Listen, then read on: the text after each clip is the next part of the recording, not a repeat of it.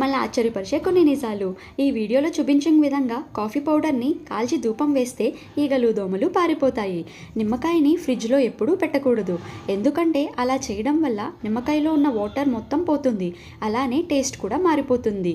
మీరు BP patient అయితే స్నానం చేసిన వెంటనే ఒక గ్లాస్ వాటర్ తాగండి. ఇలా చేయడం వల్ల మీ బీపీ కంట్రోల్ అవుతుంది.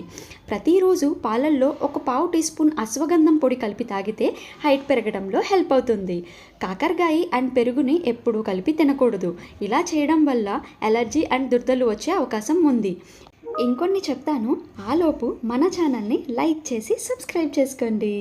గ్యాస్, ఎసిడిటీ, మలబద్ధకం ఉన్నవాళ్ళు బెల్లంతో తయారు చేసిన టీ తాగితే వెంటనే ఉపశమనం కలుగుతుంది. దీన్ని వాటర్ చెస్ట్నట్ అంటారు. ఇది తినడం వల్ల దంతాలు, ఎముకలు బలంగా తయారవుతాయి. శరీరంలో బలహీనత కూడా తగ్గిపోతుంది.